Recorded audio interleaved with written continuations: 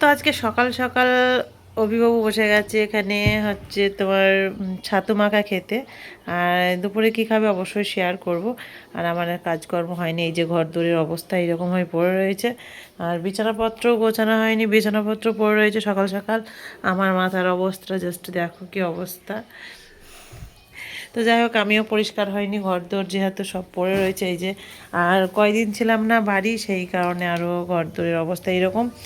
আর বাথরুমে জল পড়ছে, এই যে কাচাকাচি করতে হবে অনেক।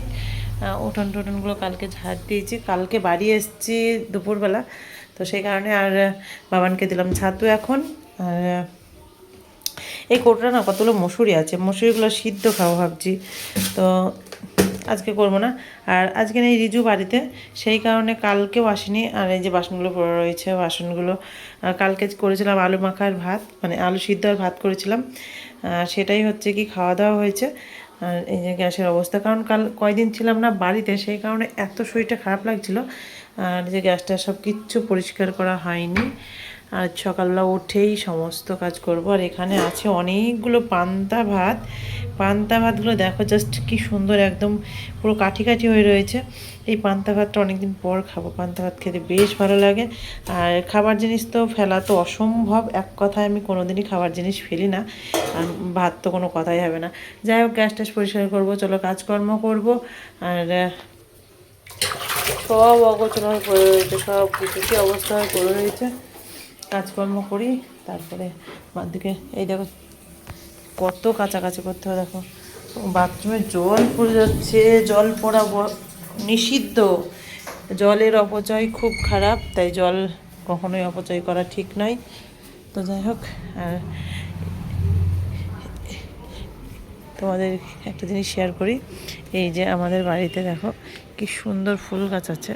আমার ইউটিউব চ্যানেলে যদিও যায় না, ফুল গাছগুলো আছে, বাট আমি একটা ফুলও পাই না পুজো করতে। এখানে একটা পুঁইশাক গাছ হয়েছে খুব সুন্দর। আর এখানে কতগুলো ফুল আছে, এগুলো পায় না, এইগুলো হচ্ছে লোকে তুলে নিয়ে যায়। সাথে হচ্ছে এই পেঁপে গাছটা লাগানো হয়েছে, পেঁপে গাছটা খুব সুন্দর হয়েছে, জানি না পেঁপে কবে হবে। যাক, কাজ কর্ম করে ফলের আশা করতে না, সেরকম একটা ব্যাপার। যাই হোক, আর আমাদের এটা হচ্ছে ভাড়া বাড়ি। মা মা কী হলো? এটা হচ্ছে আমাদের ভাড়া বাড়ি। তোমরা অনেকেই জিজ্ঞাসা করেছো দিদিভাই তোমরা কোথায় থাকো? আমরা থাকি ব্যারাকপুর।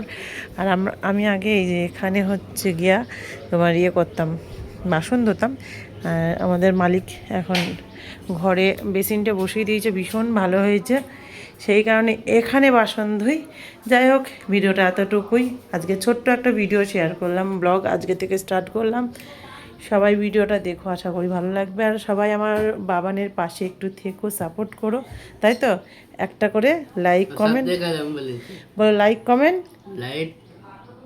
কমেন্ট শেয়ার, ধন্যবাদ। আর সাবস্ক্রাইব করতে ভুলবে না।